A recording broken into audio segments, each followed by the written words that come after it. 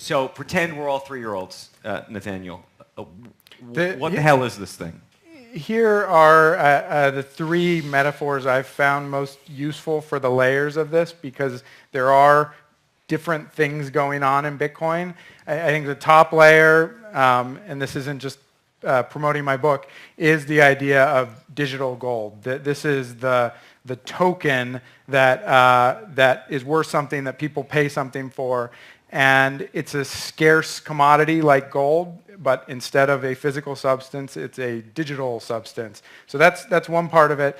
The next metaphor that I've found useful is that it is email for money. It's a way that you can send money just as you can send information with email to someone anywhere in the world, as long as you have their address. You don't need to go through their company, and you don't need to go to your bank or to the post office to send something.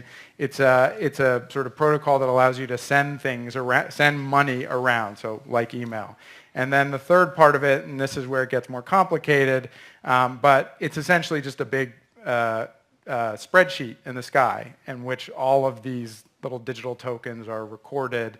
And it's that spreadsheet that allows for some of the more complicated uses of Bitcoin, and that gets people thinking in really futuristic terms. But those are the kind of simple images that I use to capture these different elements of it, which even in themselves, those metaphors get kind of confusing. So you're at the Bitcoin Foundation. Yes. But the Bitcoin Foundation doesn't run Bitcoin.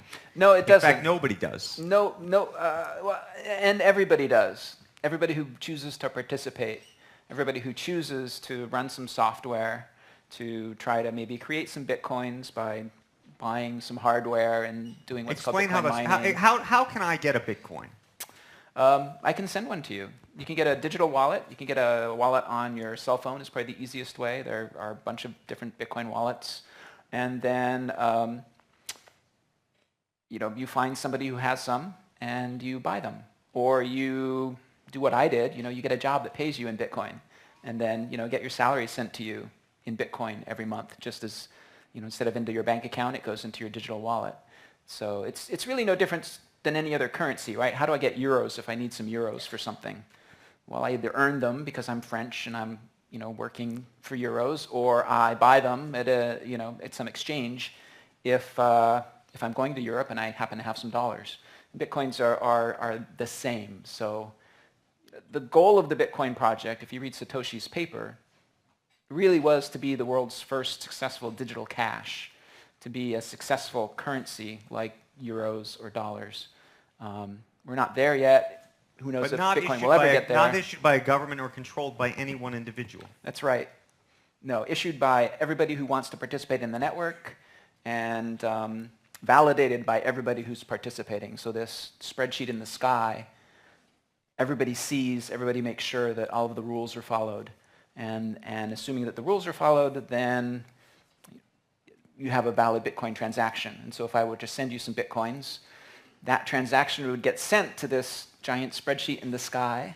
These people who are creating Bitcoins will validate it, put it together with a bunch of other transactions, create a block in the blockchain, and then that's kind of the permanent record that, yes, I, in fact, gave some Bitcoins to you, and now you have them, and you can, in turn, give them to somebody else. Fred, this sounds effing crazy. You put money into this? Why?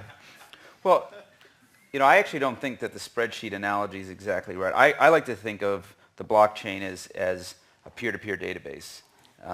And so we know what databases are: Oracle, Sybase, MySQL.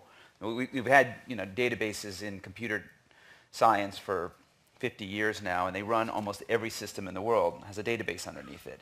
And the problem with those databases are that those databases are fragile, because if they crash, you could lose information on it. But the thing that's really cool about the blockchain is that it's a database that is peer-to-peer and massively replicated and massively distributed. So if one node goes down, nothing's lost. So think of it, when they designed the internet to be a network that you couldn't take down because it was massively distributed. And if you took out a piece of the internet, the packets would just flow through some other way. And I like to think of the blockchain as the same thing for databases. When did you realize, you got involved in this very, very early on. 2010, yeah. When did you realize, or what was it that attracted you to this? So, well, I'm a geek, and I'm interested in technology. Says it right there. It's on the shirt. So the technology interested me. It's very interesting, kind of cutting-edge computer science in there that solves this problem that nobody figured out how to solve before of how do you create a digital asset that's scarce, right? The digital, pictures you have on your iPhone, you can copy willy-nilly. They're not scarce. How do you create a digital asset that's scarce? And that's this distributed, massive global database idea that Satoshi figured out. I'm also interested in kind of that armchair interest in economics and kind of how money works. That attracted to me to the system, and I've been very interested in peer-to-peer systems, systems where there is no central point of failure, central point of control. I really like, I think that's the story of the internet, is giving people a voice when they never had a voice before. Unless you're a publisher of a newspaper, how would you get your ideas out there? Well, now you can post on Facebook, you can have a blog, you can, and bringing that to money really appeals to me. I think there will be all sorts of effects that we can't even begin to imagine.